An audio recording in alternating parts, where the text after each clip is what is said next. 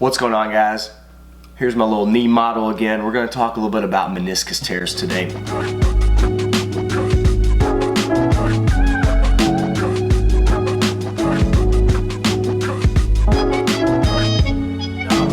There's quite a variety of meniscus tears. There's different types of tears.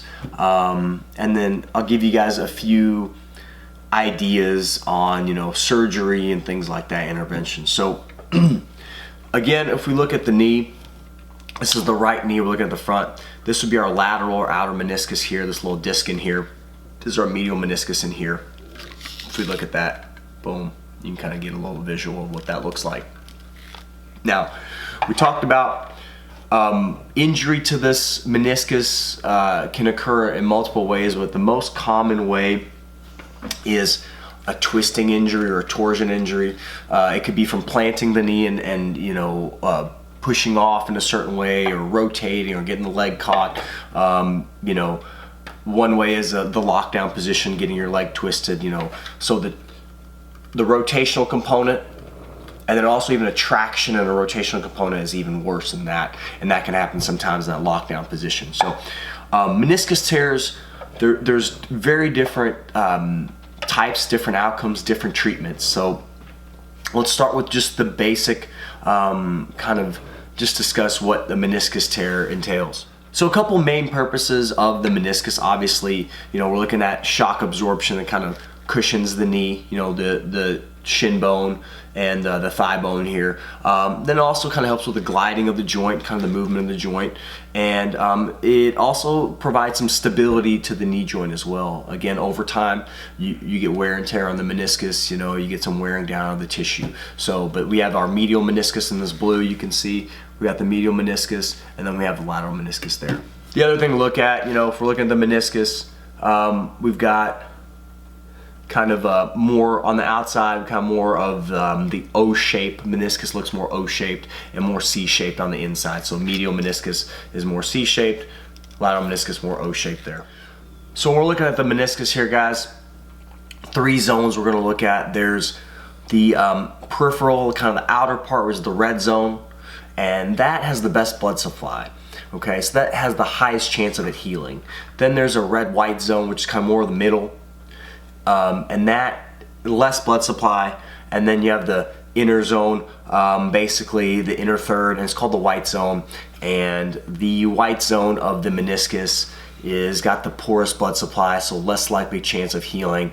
You don't have to know really specifics of that, but there's just 3 zones, so that's why some parts of the meniscus will heal better than others. It's just based on blood supply and where the tear in the meniscus occurs.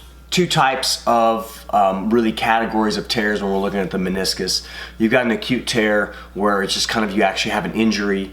It can be a non-contact injury, where you're pivoting or moving. But in Jiu-Jitsu, a lot of times it can be due to having the knee positioned awkwardly, pushing off, or defending a takedown, or getting the leg caught and twisting. So usually it is a twisting type injury. Torsion or twisting is what we're going to see in the meniscus with a tear like that. So that's kind of Jiu-Jitsu wise, getting maybe the leg or the foot caught and then moving or rotating your knee. Again, when you're looking at ankle locks, if you're going for inverted type ankle locks, an inverted heel hook or something like that, a lot of times that will damage the meniscus and possibly the ACL, MCL, some of those other ligaments in the knee. And the reason is when you're having that angle, that rotation in that capacity, the ankle's pretty strong in that specific position, but the knee is kind of where the force settles in, and that's where the weakest part is. So that's when we're going to be, that's why we see some of these meniscus tears, because it is, the leg is positioned and then there's a twisting of the bottom of the leg, and that causes that, like we talked about, that torsion or that rotational injury will occur, and in turn, that causes that meniscus tear. So the other type of tear that we, will look at is just degenerative tears, which would be just wear and tear, years of use, years of jiu-jitsu, years of activity. Those tend to sometimes be a little painful, but they may not be painful at all. So, when we're looking at acute versus degenerative or chronic kind of tears, that kind of degenerative is going to be more wear and tear, daily use, of your knees and things like that. Look at some symptoms, signs and symptoms of a possible meniscus tear. Now again, as always, please go see your medical provider, your medical practitioner, a specialist, a physical therapist, whoever. This is just for education purposes. These are not set in stone. Everybody's very different.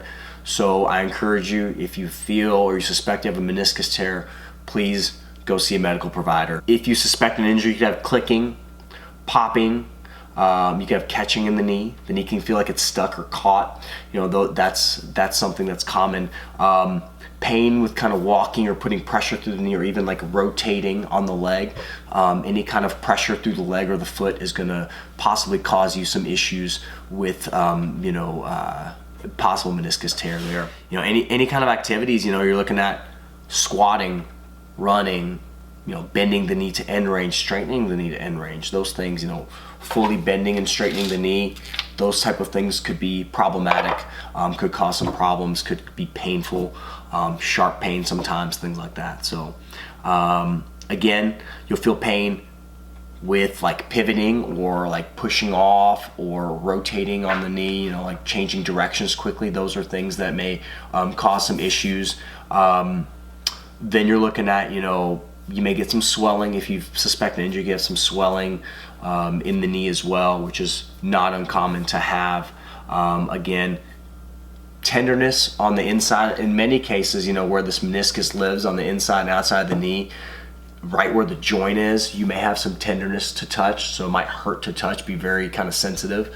So that's another thing, so putting pressure through the knee, any kind of rotational force, and then tenderness to palpation, clicking, popping, those type of things are all some common symptoms of a meniscus tear or a meniscus pathology. So if you have a tear in the meniscus, you feel that you suspect a tear, obviously, like we mentioned before, go see your medical provider. But some things you can do, you can try some ice initially for the first kind of 48 to 72 hours. I know there's a lot of debate between heat or ice, but ice can sometimes help some of the swelling, but also help with some of the pain.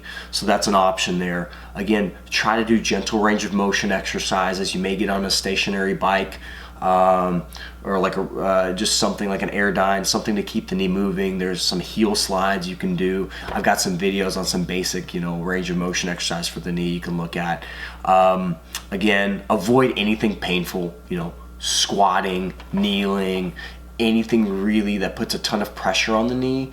Avoid that. Anything that you're doing that's increasing pain or symptoms is not a good idea. You're just causing more irritation to the knee. You don't want that. You want to kind of let that knee calm down. So just light range of motion, light stretching, whatever doesn't hurt and keeps that knee kind of moving. Maintaining your range of motion and pain-free range is going to be pretty important to do as well in that instance. Should you have surgery? So that's not really a question I can answer, but I can give you some guidelines to think about.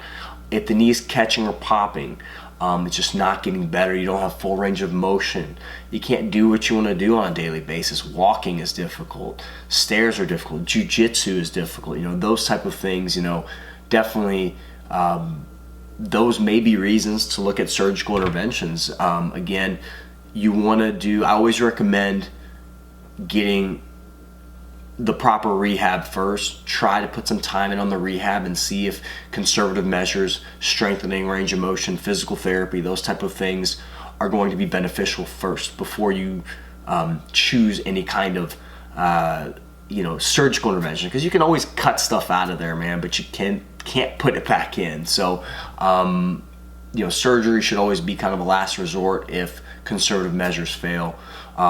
There's different types of surgeries. You can have a meniscectomy, which is the quickest recovery. All it is just they'll go in and they'll shave off that bad tissue or the frayed tissue. They'll clean it out. Again, there's good and bad with that. The good is the recovery is pretty quick. It tends to, get things moving along and you feel better. But again, you're taking out tissue that's supposed to be in that joint, and what that's going to do is basically put more load on other parts of the knee, other parts of the meniscus, and that can kind of lead to wear and tear and a quicker breakdown of the knee, obviously. Option two, now this is, obviously up to your doctor, but a meniscus repair, meaning if they feel the tissue is viable, the tear is at a place where it may heal up, they may try to go in and suture that meniscus back down. Why would you want to do this type of procedure? Because you'll be out of training for a lot longer. The recovery time, as opposed to a meniscus tear, could be like 4 to 8 weeks or something like that, versus like 6 months for a meniscus repair. Well, if that is an option, I recommend that you choose the meniscus repair. The reason being, even though the recovery up front is longer, you're saving your knee, you're salvaging all your tissue, you're keeping all that tissue in there. So long term, you're gonna have more tissue in that knee, more cushioning, more of your own tissue there, and that's beneficial because that's gonna provide longevity to your knee and hopefully decrease the breakdown of your knee, arthritis, things like that. So if you're able to get a meniscus repair, if that's an option for you, that is a great option. Just because it's important to try to salvage as much of your tissue as you can. So the third option is a meniscus replacement. You have to be in a certain category. You have to be a good candidate, good health. You have to be pretty young for this. There's a lot of details into it, but that is also an option for some. Again, if you have that option and it's something that could possibly save your knee, save the longevity and create longevity in your knee, even though again the recovery could be 6 months to 12 months, there's a wide variety there. Again, it's an option. If it is a viable option versus just getting the meniscus cleaned out, it's again a longer process, but what you want to think about is the end game, longevity in the knee, and the important thing is to save and keep as much of your tissue as you can. That's going to protect you for years to come, to allow you to train for years to come. So that's just my thoughts, guys. This isn't really medical advice, take it as education. I appreciate you guys listening, and if you have any questions, shoot me a comment down below. Again, I'm a physical therapist, I'm not a surgeon. This is just my experience throughout the years. I've been a physical therapist for over 10 years is my experience, and training Jiu-Jitsu for over 10, 12 years, having my own knee injuries throughout that time. Those are things that I've found, and these are kind of the ideas that I've developed and kind of the things that the knowledge that I've gained over the years. So obviously keep as much of your tissue intact as you can, protect your knees, and guys, if you have any questions, shoot me a comment down below. See you next time.